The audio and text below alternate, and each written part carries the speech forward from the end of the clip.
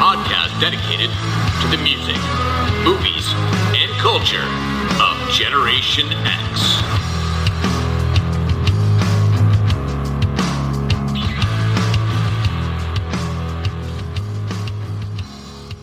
What is up, slackers? Or should I say, what is up, slackers? Ha yeah.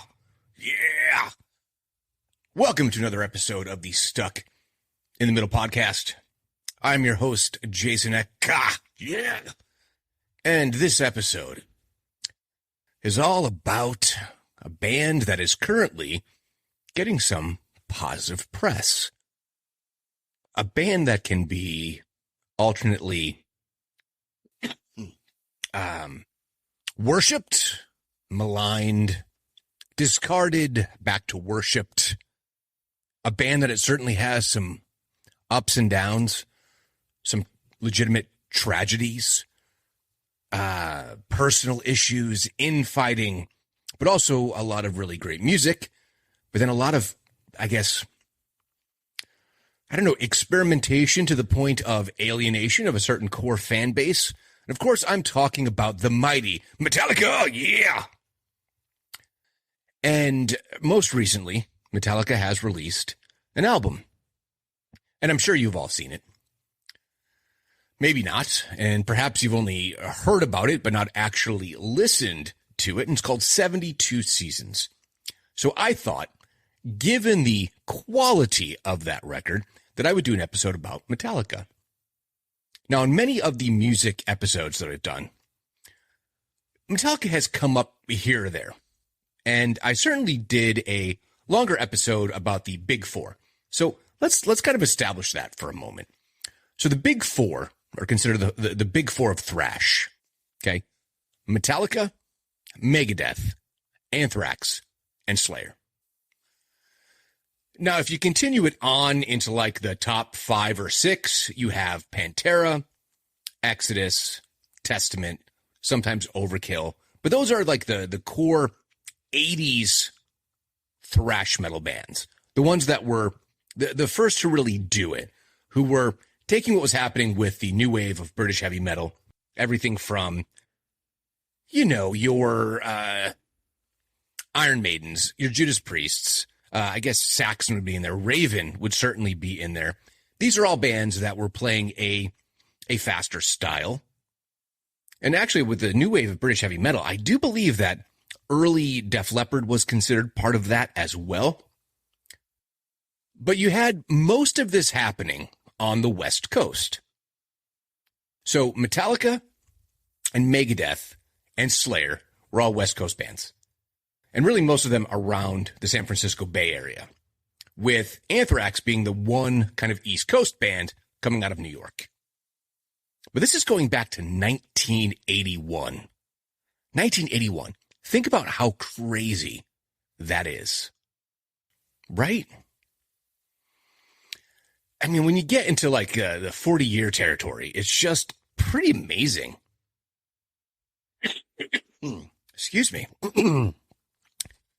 I was getting better, and then the whole allergy thing kicked in, and a couple weeks ago, like my eyes were like all shut, but it's kind of settled back down into my nasal cavity. But anyway, 1981, formed in Los Angeles. Now, people don't really remember the Los Angeles part because they're so well known for being in San Francisco. But I always forget this part. So you have, obviously, James Hetfield, Lars Ulrich, Ron McGovney was the original bass player. That is a name that is kind of lost to time, right? And of course, Dave Mustaine. Dave Mustaine was lead guitar player. James Hetfield, lead singer and rhythm guitar master, riff master, the downstroke king. You had Lars, who was at the time really considered ahead of his time. So we'll get into a little bit of the criticisms that I think Lars fairly and unfairly gets, kind of all rolled into one. But after Ron McGovney's exit, a gentleman joined the band by the name of Cliff Burton. So this is your initial kind of solidified lineup. The guys that were going to be, putting the work together of what would become, and depending on, your memory here, metal up your ass, a.k.a. kill 'em all. So Dave Mustaine, right around the time that they had been tracking stuff, demoing stuff, getting signed to Megaforce Records, was kicked out of the band. And this has kind of remained an on-again, off-again kind of open wound for Dave Mustaine. I feel like he heals from it, and then something just tears the scab off, like opens up the wound, and he gets upset about it all over again. Now, don't get me wrong. Metallica's, sales, earning potential, like fame, all of it eclipses all the other, thrash metal bands. Like them doing the Big Four was more of a favor and a celebration of thrash metal that they didn't need to do, frankly. It benefited all those other bands far more than it benefited Metallica. Nevertheless, Dave Mustaine, he gets kicked out. He goes on to form Megadeth. A couple of those riffs, the song Mechanics by Megadeth is actually the Four Horsemen by Metallica, because he'd written a bunch of the riffs. And a young guy by the name of Kirk Hammett joins the band as lead guitar player. He had been poached, if you will, from the just outside the top four, right? Just outside the Big Four, Exodus, of which he was a founding member. Now, here's what's funny. In doing the research for the episode, I just remember what a big deal it was when people talked about Kirk Hammett being so young when he first started playing, like professionally playing, because Exodus was really a kind of a, I guess they kind of got there first in a lot of ways. However, I just always had this picture of 16-year-old wonderkind Kirk Hammett, who had been, a student of Joe Satriani. I just always had this thought of him being the baby of the group, and he's not. Kirk Hammett is actually the oldest member of Metallica. He has already reached 60 years of age. And age is something that I had a conversation with my son about, but we'll get to that when we head into the latter catalog. So anyway, that's the background. So you now have the coalesced unit. James Hetfield, Lars Ulrich, Kirk Hammett, Cliff Burton, Metallica. So the first time that I'd even heard of Metallica being a thing, and I did mention this on the Big Four episode. Excuse me. So my dad was doing videography for this weird little punk band out of Connecticut. I forget the name of the band. This dude was literally living in his parents' basement, and my dad had been experimenting with lighting and really early video effects, right? So he was kind of, really getting into what special effects can you do really simply. And a lot of it was just done with, I don't even remember, honestly.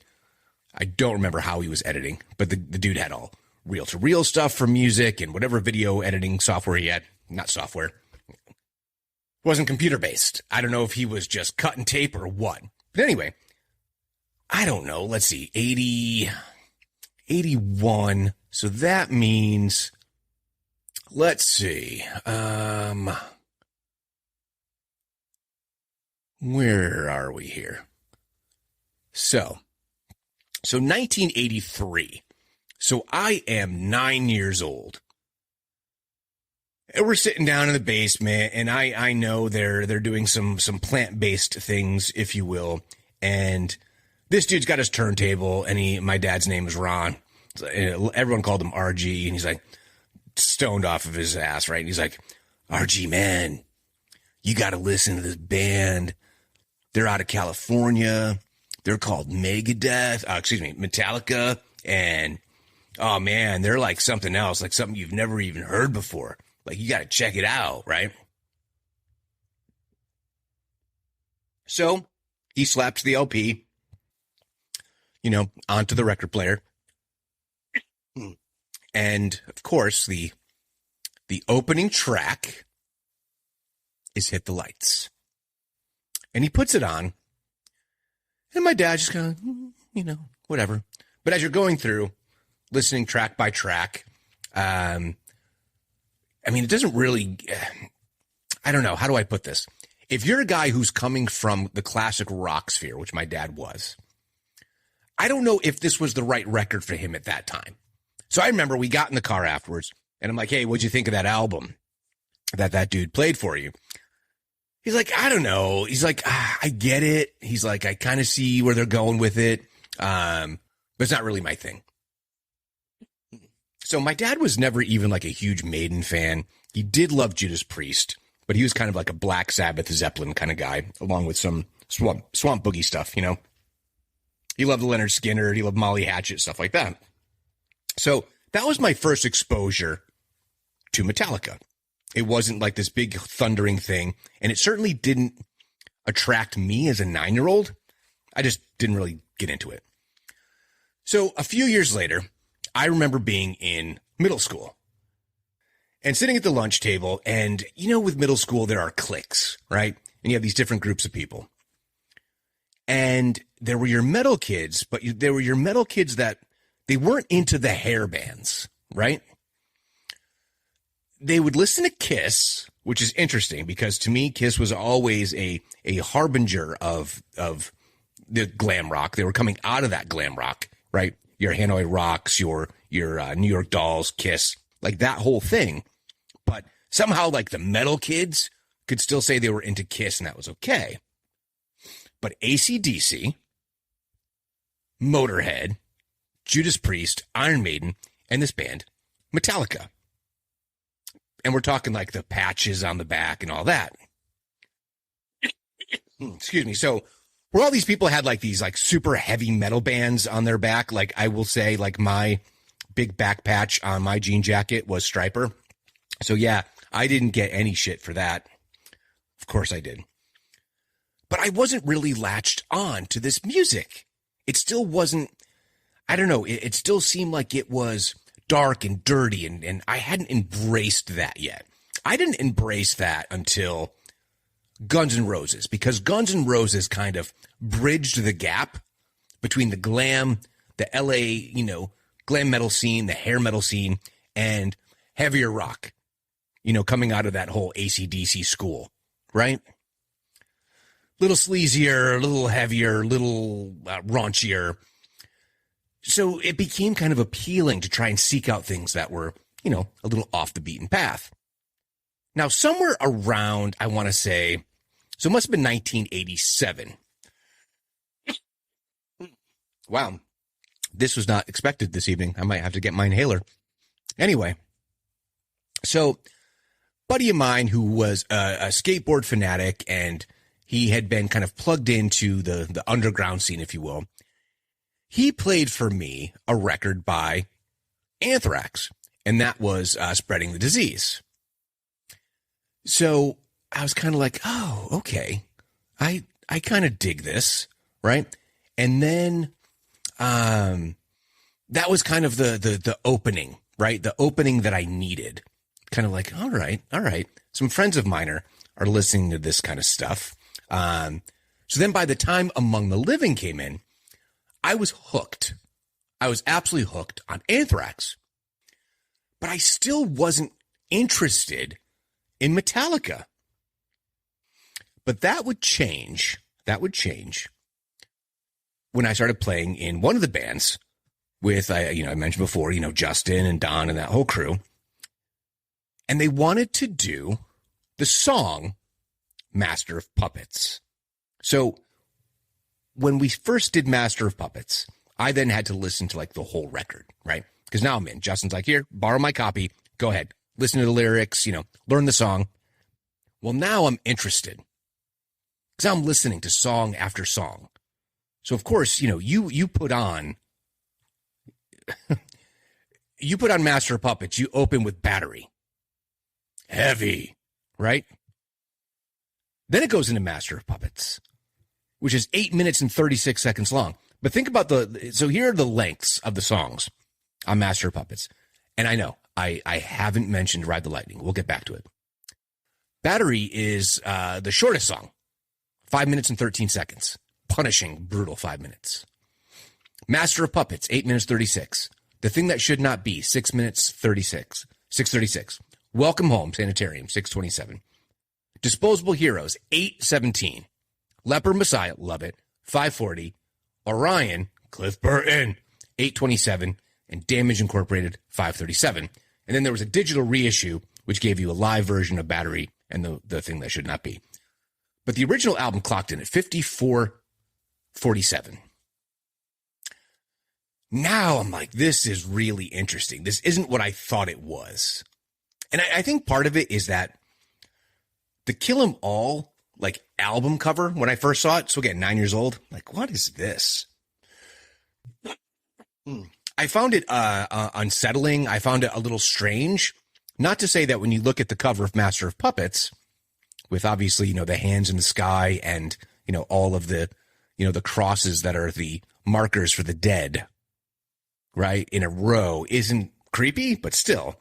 And then you go back and, Ride the Lightning, which I ended up listening to after the fact. It's one of those things that you go back and you listen to it. That's kind of a crazy cover, the brightest of all the logo work, by the way. So now I'm just kind of interested, right? I'm interested in the band.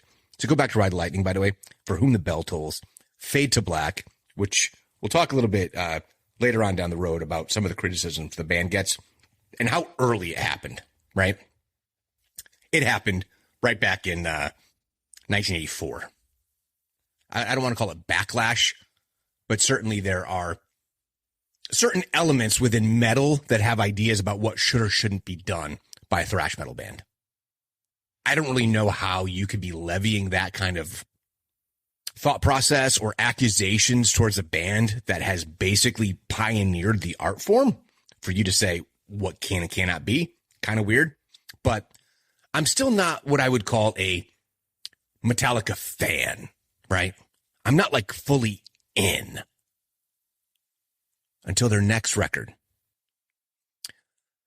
But in between Master of Puppets and Injustice for All, on a European tour, Cliff Burton was killed at the age of 24 years old on September 27th, 1986, in Dorarp, Sweden,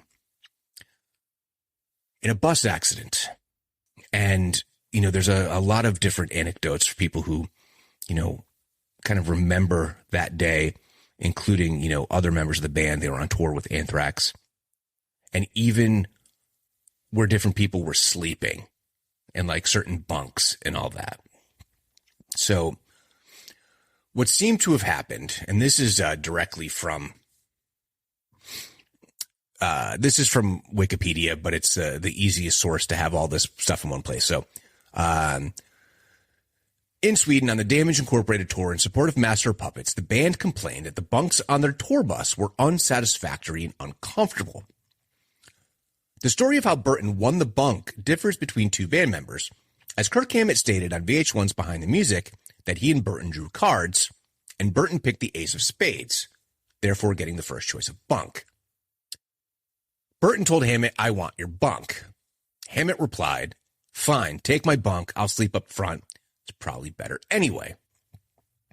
However, Lars Ulrich said they drew straws, and Burton drew the long straw, winning the choice of bunk. Okay, either way, whether it is you drew a card or you drew a straw, either way, Cliff wanted Kirk's bunk.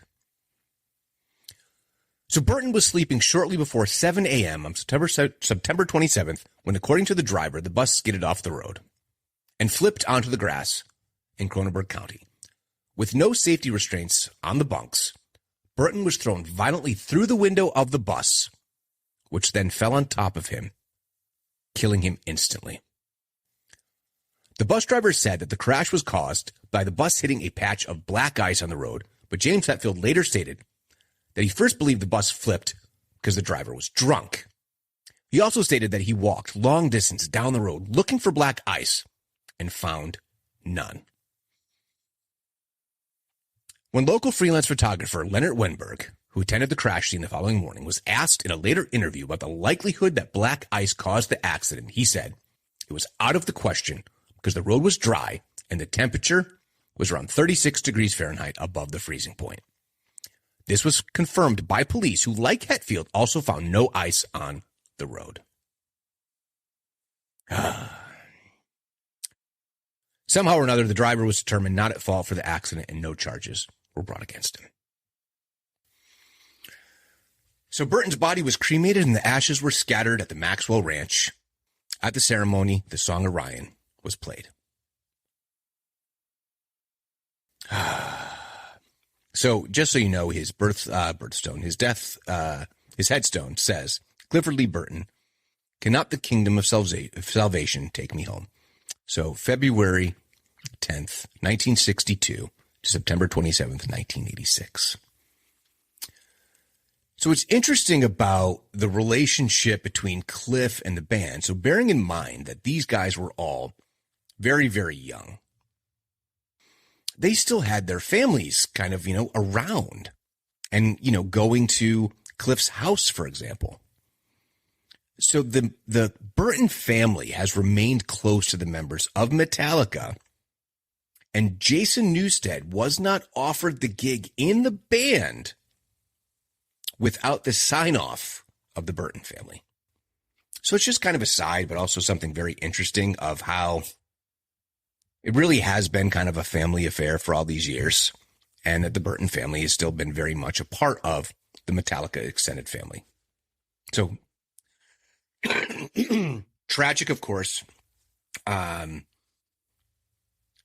guy was ahead of his time, total finger picker, totally played with his fingers on the bass, doing it on a 4-string bass, and the guy just sounded like an absolute beast. And one of the things that's often brought up, and we'll talk about it for the next record, is Cliff's, style of being kind of like counterpoint to the rest of the band, and kind of locking in with Lars versus his replacement. So, of course, I'm talking about his replacement of Jason Newsted, who came on board for the recording of their next album, the album that I fell in love with, and Justice for All. So like I said, I still hadn't been completely hooked on the band. So I'm still 1 foot into everything that was popular, everything that was on radio, and certainly things like MTV. Very image conscious still, right? I'm playing in bands that are doing the hair metal stuff. We're just starting to touch the heavier stuff, right? So I buy Injustice for All, or I think it was a Christmas present. I just remember opening the cassette, 'cause I had it on cassette, and I had this, kind of component system like we all did back then. So you had your record player, you had your cassette player, you had your receiver, then you added in your CD player later on, the speakers. Like I had a whole rig, right? It was awesome. It sounded great. I plug in my headphones, just like we all did. And I remember putting in Injustice for All for the first time. So, like I said, I've heard the band now enough times, right? Kind of digging it, right? It's kind of a band that I'm at least interested in, but there was a lot of energy around Injustice for All for a couple of reasons. One, it was the first post-Cliff record. They had started the Master of Puppets tour as a support act for Ozzy, and then grew to be a headlining act, at this point. And all of this was without like the same kind of distribution that you get for being like a hair band, right? So even though Master of Puppets was out on Elektra, it still wasn't promoted in the same way as like, let's say, a Poison or a Warrant. It was still considered somewhat underground, even though they're now on a major label. So now Injustice for All is getting the big push. It's getting the big push, and they are actually putting some energy behind the actual, promotion of the album. So if you got it on vinyl, it was a double album, right? Or a supersized cassette. So I put it on. And the first song is Blackened. Now, this is an album that has been somewhat maligned because of its production, right? It is produced, I always love this guy's name, Flemming Rasmussen, James, and Lars, who were very much a part of the mixing, right? But it sounded like nothing else I'd ever heard before. And that includes having heard Metallica. You listen to Master of Puppets, it's, I guess I would call it, I don't know, conventionally recorded, perhaps, is the way that I would describe it. Now, Flemming Rasmussen did do the production, but it might as well be two different bands. And actually, I think there were different engineers. But there was something about the guitar tone. So, like, think about the opening of Blackened, right? There's just this, it fades in. I don't know. I don't think I'd ever been more, I don't even want to say surprised, but I was definitely sucked in immediately. Like, immediately. That opening, that guitar, it's orchestral. And once it comes in,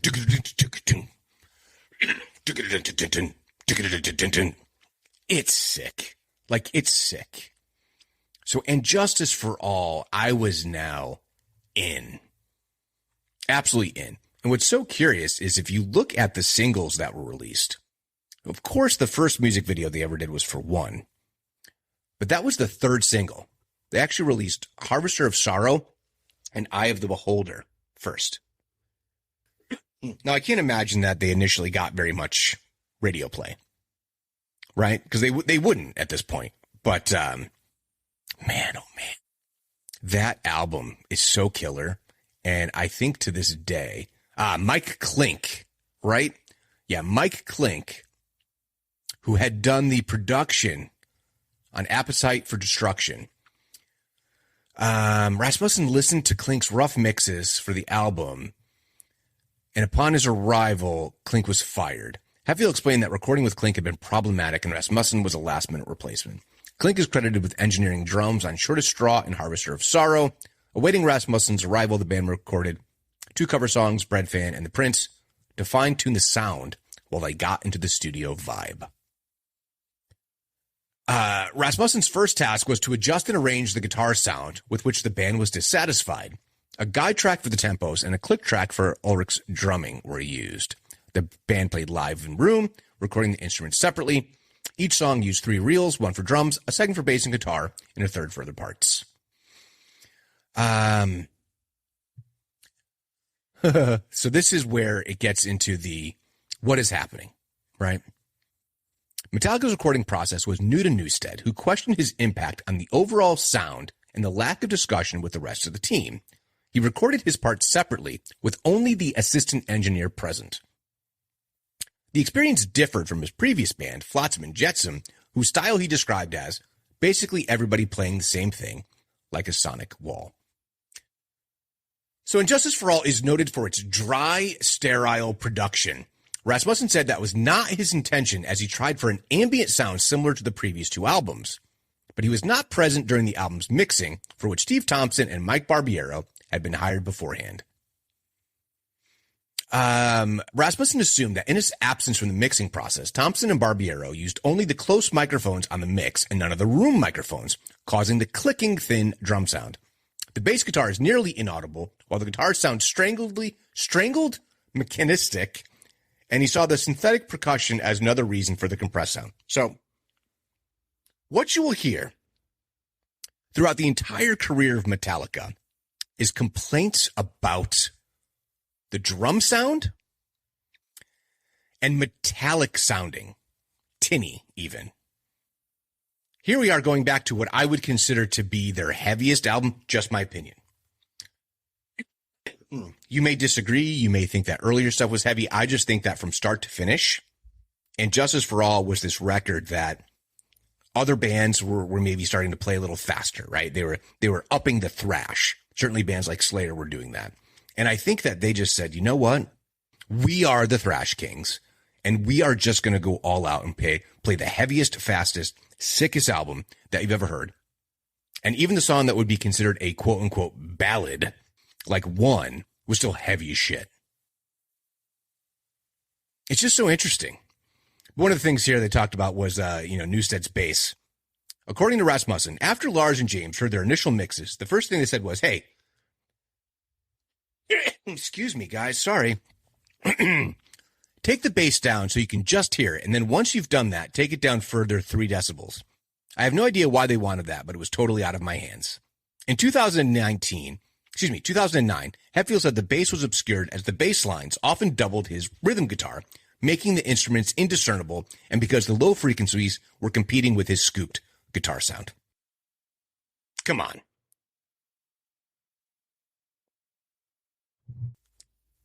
Regardless, I think it is an absolute masterpiece.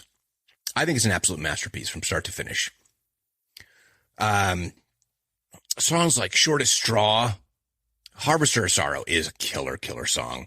To Live is to, Dyer's Eve.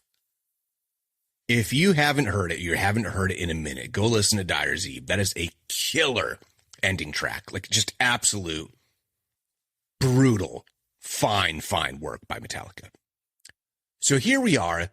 We get to 1988, and they have established themselves now as not only the thrashiest of thrash bands, they are now firmly arena headliners. I did not see them on any of these tours.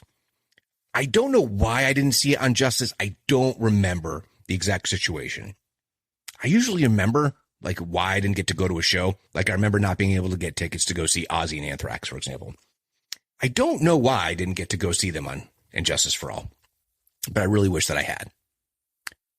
So now they've become like the biggest band in the world.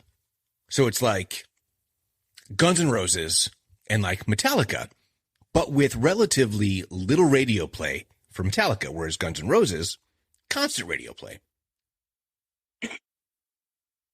So they kind of regroup. They tour and tour and tour. I think they tour for 2 years.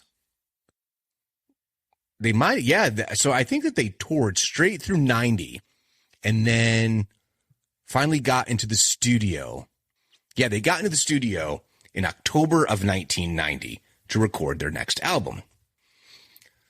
So anyone who has paid attention to the podcast knows that I've mentioned how there's a certain time period where music just was taking this whole turn. So the next album by Metallica came out on August 12th, 1991. Right along the same time, 1991, of all those grunge records. So not only has music taken a little bit of a shift, but now Metallica has come out with their easily most accessible album. An album that many people will say is the album that they jumped off the Metallica train. So all those thrash metal purists were like, what is this? Because it wasn't thrash, but you can't say it wasn't heavy. If you don't think Sad But True is heavy, I really don't know what to tell you. But I will admit, I myself got a little bit like, well, this sure as hell isn't Injustice for All. It's definitely not Master of Puppets. What is this? Gosh. So I think the biggest thing, the biggest key to all this is production. Because after that whole kerfuffle about everyone pointing fingers at the other one about what Injustice for All sounded like, the guys in the band had been listening to everything that had been happening in the music world, right? And Metallica heard the production on Motley Crue's Dr. Feelgood.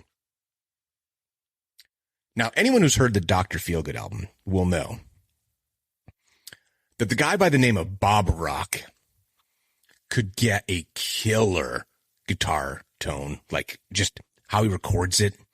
I don't even know how he does it. He's got some methodology, but even how like The bass, drums, all of it, how it works together. Amazing. I got to get a cough button on my my system here. I've been talking about that for ages. So anyway, if you think about the opening track to Dr. Feelgood.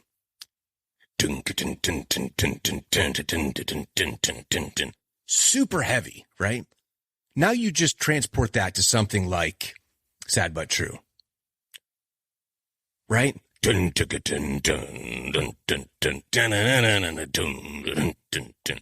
So thick. And the way now that you have Jason Newsted much higher in the mix, much more prominent, truly locking down the rhythm. Because also you have Lars playing a much more groove-based style than he ever had before, like really getting into the pocket. I mean, rhythmically, the Black Album, as it's known, is ridiculous.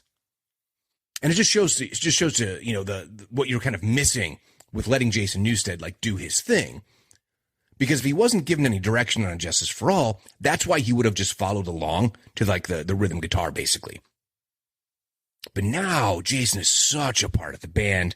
And I will say that I saw them on this tour 3 times, twice in arenas, and then once with Guns N' Roses at the stadium show. And I feel like they just kept getting better and better because I really truly think that they were getting better and better. But think about the singles that came out.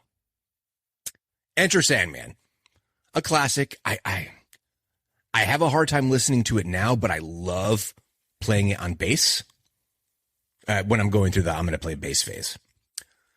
Unforgiven, Nothing Else Matters, Wherever I May Roam, Sad But True. I mean, and those are just the singles. But think about this track listing. Enter Sandman, Sad But True, Holier Than Thou, The Unforgiven, Wherever I May Roam, Don't Tread on Me, Through the Never is a killer song. Nothing Else Matters, Of Wolf and Man, The God That Failed, My Friend of Misery, The Struggle Within.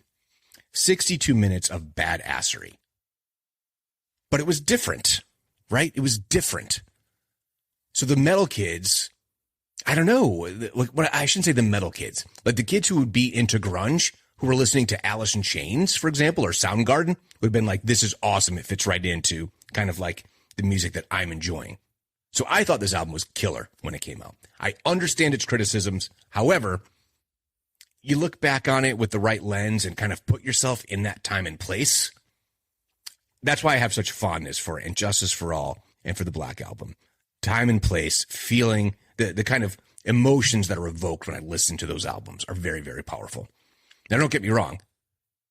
I now can put on like Master or Ride the Lightning and get all of those same feelings. It's just slightly different because it isn't from that same point of nostalgia. It is for the band as a whole, but not for those individual albums in the same way that Justice and the Black Album do.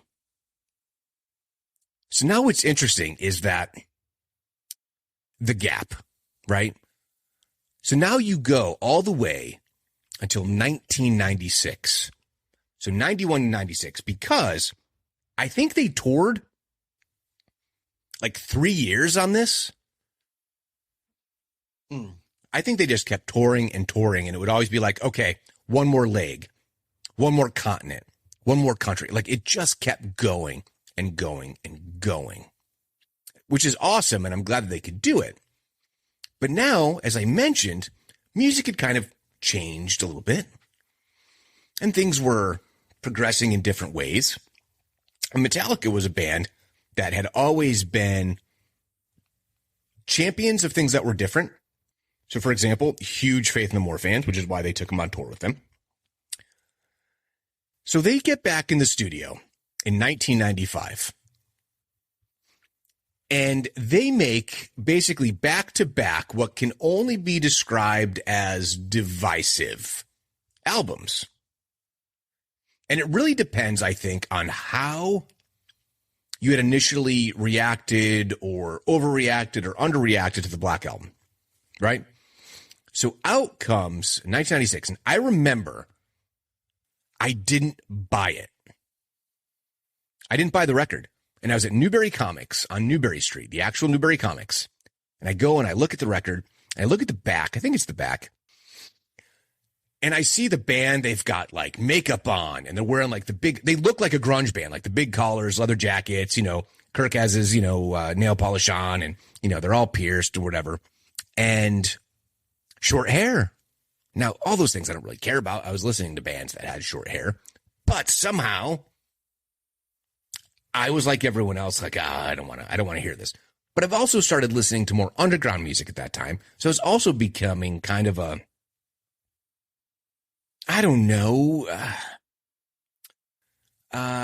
pompous ass, I guess is the way to put it. Right? And I didn't listen to it when it first came out. I just didn't do it. Now looking back, there's some really good songs. And I will tell you that to this day, one of my favorite all-time Metallica songs is off of Load. And that's the song Hero of the Day. It is a perfect song. My opinion, it's a perfect song. But admittedly so different than anything else they had done prior. And I think that's why this album gets kind of, I guess the people who would have been at the time like huge fans of it probably look back on that on like very, very fondly. It got mixed reviews. It got, B's,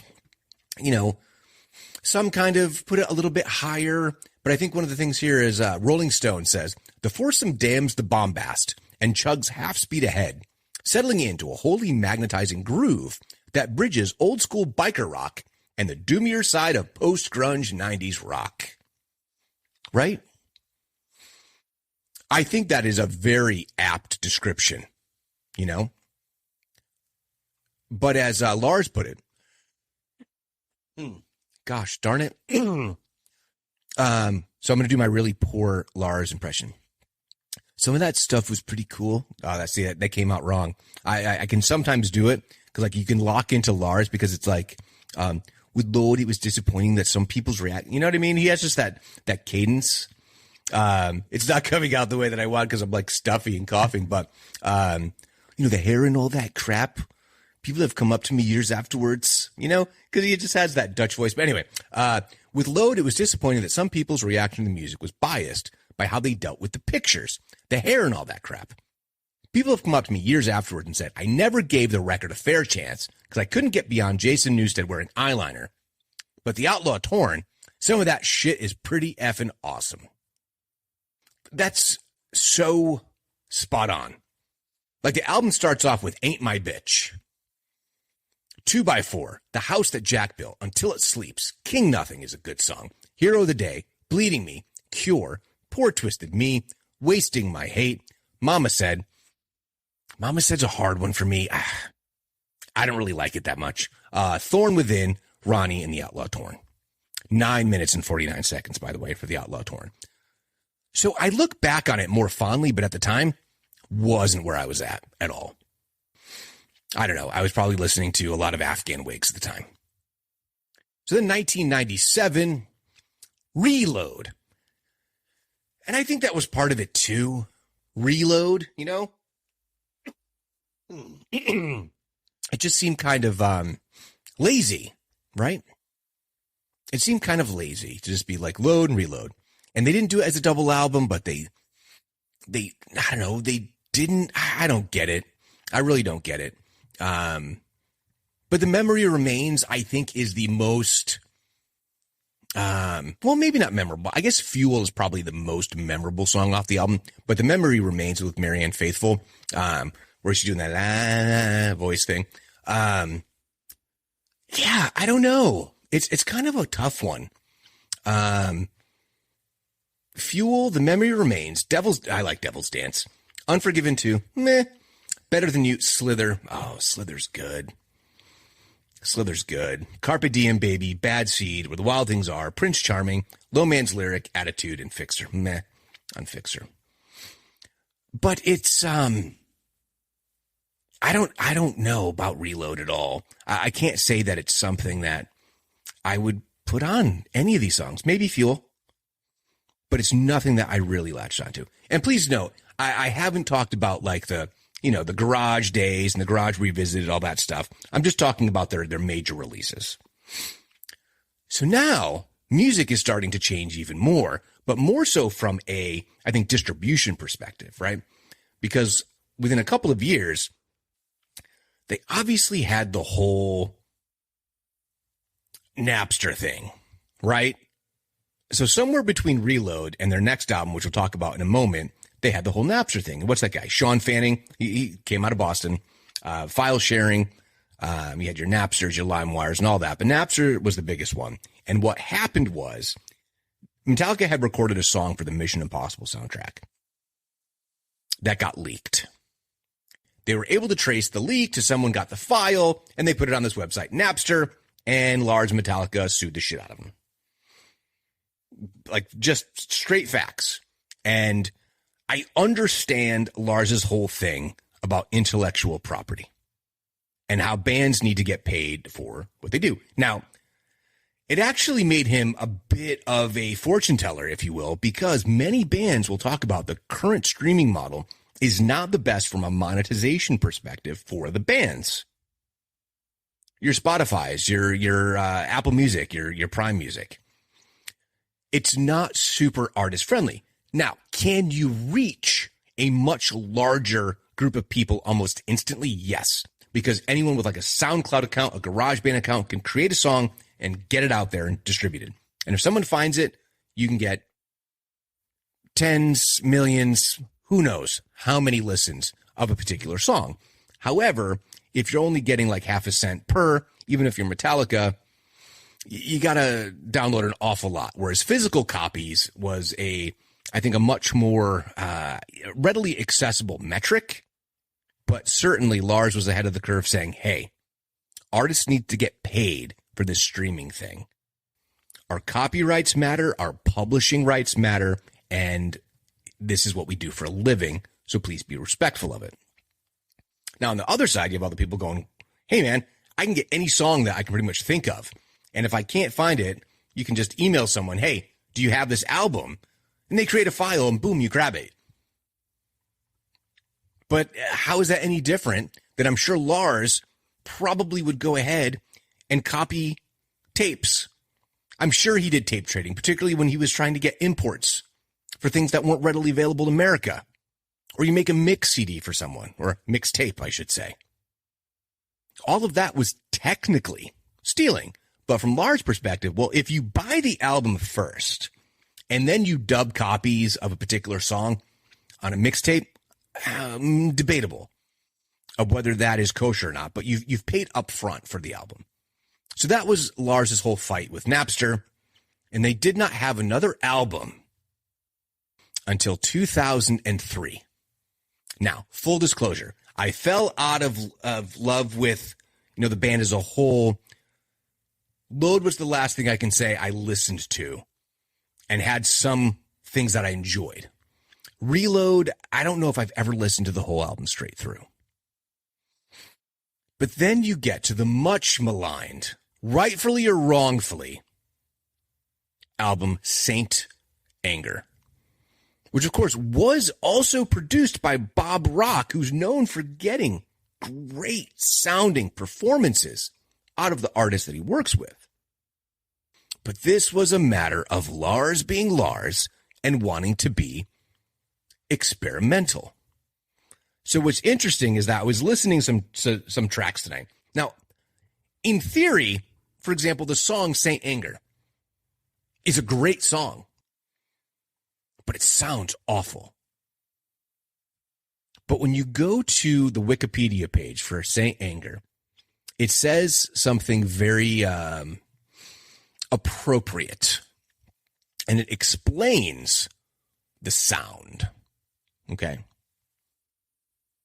The metallic drum sound once again. It's nu metal. It's Metallica's nu metal album. And Lars was trying to recreate sounds like you hear on a Korn record. And in some ways, a Mike Borden from Faith No More. Like, that drum sound. Except it went too far. And it was just so tinny and so... I think the description that people use, it sounds like he was banging on a trash can lid. Like the sound of the hi-hat and the cymbals is just awful. It's awful. And even his snare hits. And his double bass on that, it doesn't sound like a double bass. It's not a good sounding record, even with someone like Bob Rock, because they were trying to do something different. So I don't begrudge them the experimentation. But somewhere in between, so they recorded filmed a movie. Oh my gosh, this is Some Kind of Monster is both a hypnotizing watch. Like, you get sucked into watching it. So if you've never seen it, it's a documentary, The Making of the Album. And it was through all this that Jason Newsted finally said, you know what, I'm out of here. I'm done. Gosh, I don't even think did he even record anything? That's right. He left while they were doing the documentary, and Bob Rock filled in on the bass until they found a permanent replacement, which we'll talk about in a minute here. But here's the description, right, of the album. With an alternative metal style, raw production, metallic drum sound, and no guitar solos, a major source of criticism, St. Anger departed from Metallica's signature style. St. Anger, these are the singles. St. Anger, Frantic, The Unnamed Feeling, and Some Kind of Monster. I like Unnamed Feeling. St. Anger, if it wasn't for the recording of it, like the actual sound quality, they do still play it, you know? Yeah, it's a tough one. I fall into anger with you. I don't know. It's a good song. It's a really difficult kind of album to put your finger on. Here's your track list. Frantic, St. Anger, Some Kind of Monster, Dirty Window, Invisible Kid. I like My World. Shoot Me Again, Sweet Amber, The Unnamed Feeling, Purify, and All Within My Hands. So there also were some pretty lengthy songs without the lead breaks. And I think that's another problem and part of the reason that it's not looked at the same way, because what always made their music really before and since so compelling is the instrumental breaks would give you these like crazy Kirk Hammett and sometimes James Hetfield solo pieces. And those are really good. So I think there's also a certain amount of monotony. You know what I mean? It's just, yeah, this is a great description here. A monolithic slab of noise that is just too dense and daunting to be truly enjoyable. Yeah, I mean, that's a great freaking way to describe it. But of course, Lars dismissed the criticism as closed-minded. I can't find my Lars impression. It's completely lost. I guess I should have practiced before I got onto the podcast, because I keep wanting to go back to it and like trying it. I stand behind it 100% because at that moment, that was the truth. Yeah, I can't find it. It's not quite there. Anyway, there are little things I would like to change. This is Hetfield. But it gives them so much character that you can't change them. St. Anger could use a little less tin snare drum, but those things are what makes those records part of our history. I mean, I can't fault him there. Papa Het, as they say. It's like, yes, it's got some good, it's got some bad, but ultimately, it is what it is.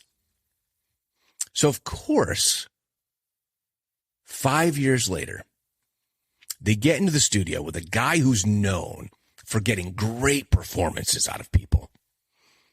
A guy by the name of Rick Rubin, who's been talked about on this podcast before, in part because of the work that he did with a little band called the Red Hot Chili Peppers, as well as working with the Beastie Boys and Run DMC and Johnny Cash and Slayer, and just the list goes on and on.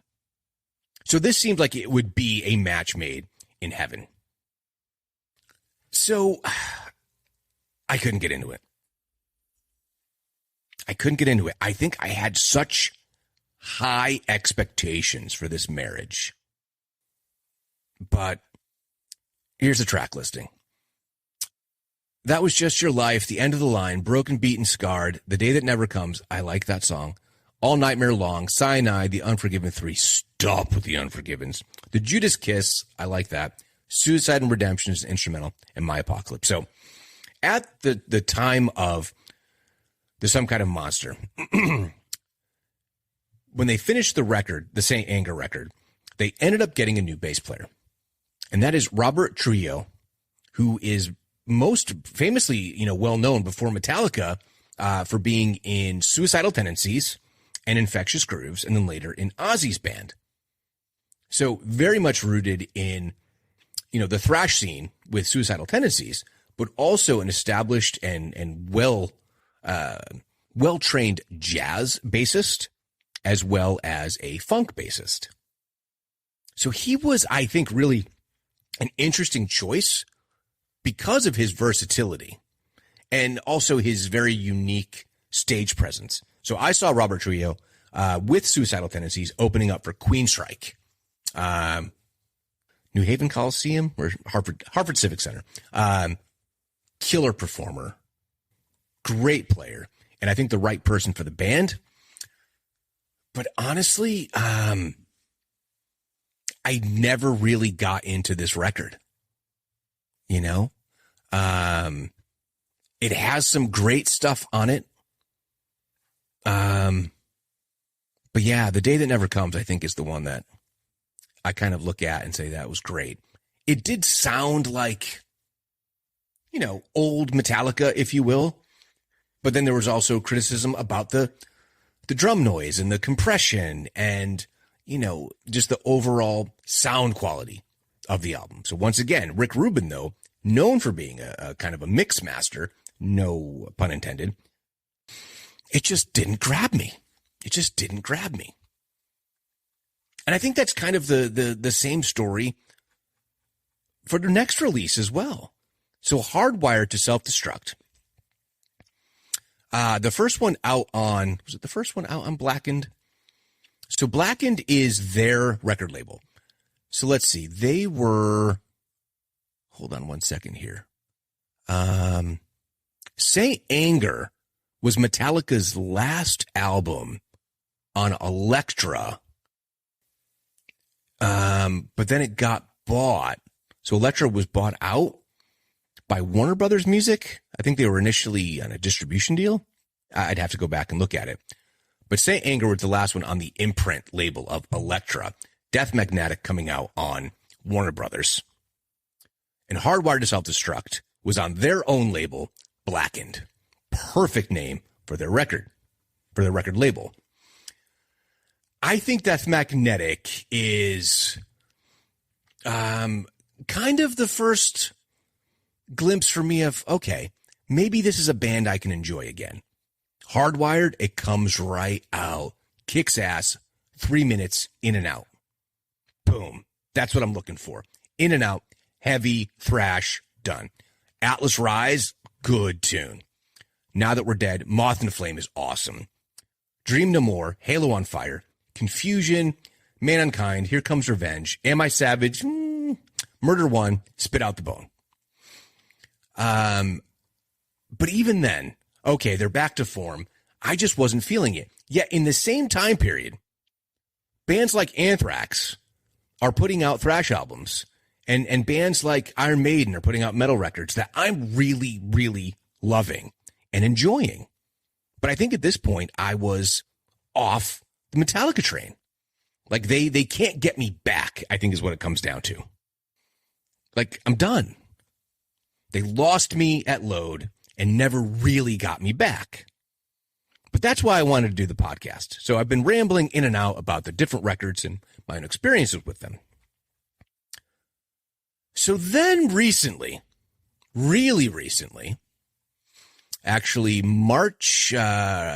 recorded in March. So released April 14th, 2023. So just 10 days ago. Well, 11 days ago, the recording of this. It'll be 12 days when you hear this. They dropped their new album, and they've done an early single release of a song called Lux Æterna. And I really liked it. I'm like, because it was Metallica meets Motorhead meets AC/DC, right? It was heavy, it was thrashy, but it was like Motorhead thrash, which is like 1 foot, a little bit of punk, a little bit of blues rock. I was like, I really like this song. And then they released another single, Screaming Suicide. And then they release everything. And they just start dumping singles and dumping videos. And then they release the album. So the other day I said to myself, let's listen to the whole thing. And I had to go and pick my kid up in New Hampshire. So I popped it on. This is 77 minutes of You Got Me Back. And now I need to go back and listen to your other records because obviously I've been missing something, because you cannot have a record like this and not have been putting together quality songs and albums up to this point. Because if so, if this was to be your leap from like Load, Reload to now, it would be too big of a jump. It wouldn't make any sense. So that means all the stuff that was in between that I either ignored or didn't really embrace or only listened to a single or an initial song here or there, I'm clearly missing something. Because right now, I will tell you, I would pay just about any money to go see Metallica right now. Plus, they're going to have Pantera on tour with them on some of the dates. But let me tell you, if you have fallen off of Metallica, like I have, listen to this album. It is so freaking good. So good. So here's your track listing. 72 Seasons come right out of the gate. And it has not tempo changes, but like the way that it slows down, speeds up, slows down, speeds up. James Hetfield, by the way, like early days, no one would have thought of James as being like this great singer. And he started to become stronger that whole Black Album stage. Load and Reload, like James can sing, right? But now he's just this whole other beast, and he's still just attacking his guitar. But honestly, Lars is really attacking the drums on this album. Now, he may very well be programming it in, copy and paste, throw it into the machine. Very possible, but I don't care because it sounds so good. 72 Seasons starts out strong. Shadows follow. So very good. Screaming Suicide. Sleepwalk My Life Away. I think that's a great track. You Must Burn, probably the weakest one for me. And that's good. It's a great song. Talking about, witches burning and he must burn. Lux Æterna, like I said, comes out strong. Crown of Barbed Wire. Crazy music video for that. Chasing Light is so good.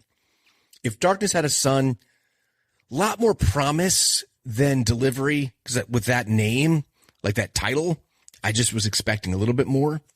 Too Far Gone, Room of Mirrors, and the closing track, 11 minutes and 10 seconds. Inamorata is a journey and a half. Now, I don't have all the lyrics in front of me to kind of go through track by track, but I will tell you this is 77 minutes of, I guess I can only describe it as a mixture of vintage Metallica with the maturity of all their experiences. As James put it about saying Anger, it was of its time, right? It's this gradual kind of build. So I told you I'm going to pick up my son. So I grabbed him like, hey, dude, been listening to the new Metallica album. Why don't we listen to it? Why don't you listen to it with me on the way back? He's like, well, I'm not really feeling it, but okay, Dad, let's put it on. We get like 3 songs in, and he's like, how old are they? I'm like, they're all like, 59, 60 years old. He's like, really? I go, yeah. He goes, you can hear the energy. Like you can hear the energy from them making this music. And he goes, honestly, right now, the music is what's getting me more than the vocals, more than the chorus hooks, more than, James's voice. Like the musicianship. It's so good. I'm like, okay, so I'm not the only one. I'm not a crazy person here. And I know it's been very well received by many. I'm not like the only one, but to hear it from someone who isn't as big into the heaviest music, he certainly listens to some of that. But to hear him go, this is powerful and very, very good. I was like, okay. These older fellas can still put out some music that's going to move a younger crowd to say, wow, this has a life to it, a bounce to it, a drive to it. And 72 Seasons as an album, as a Metallica album. Yeah, a Metallica album. Like it is right where they should be. So I might have to scalp some tickets. I don't think they even call them scalping anymore, right? You just go to secondary ticket buyers. And this is a band I got to see again. So I will admit, I've gone down a rabbit hole. And there's a performance that they did in 2022. I want to say it was Lollapalooza, where they do a version of Fade to Black that is so good. Now, I've seen them live before, many times. And they just sound so good. Like those older songs in these live clips have an energy. They do some Saint Anger stuff, and it sounds good. So one of the things that I mentioned is Lars. So I've also gone down a little bit of a Lars rabbit hole as well. Lars is really, really good. He is a really very, very good drummer. Beyond good. He's great. He's a great drummer. And one of the things that I guess, and maybe Justin, if you're listening to this, tell me if I'm wrong. People would say that Ringo Starr was the weak link of the Beatles. And he wasn't flashy, and he wasn't super dynamic. People said the same thing about Charlie Watt. The Charlie Watt was just basically a human drum machine. Or Phil Rudd from AC/DC. Or Nico McBrain from Iron Maiden. I'd say, Mickey D, Motorhead, right? The Scorpions now. You get to a certain point where what's most important is how you serve the song.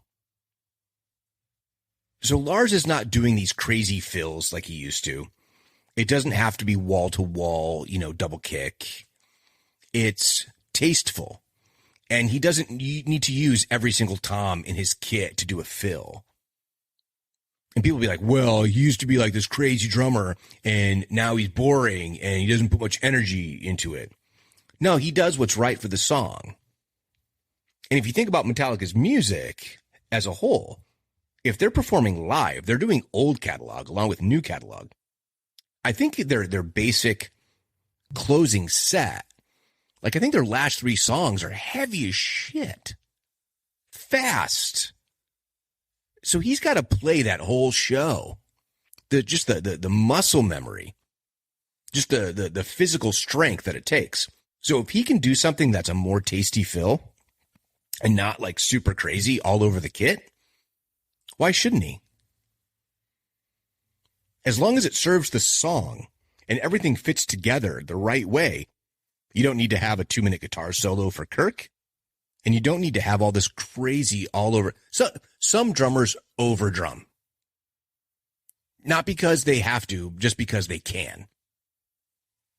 I love Blink-182. I don't know how any of you feel about it, but Travis Barker over drums. He doesn't need to do everything that he does, but he can, so he does it. Lars is the opposite. He's like, I don't need to do all of this.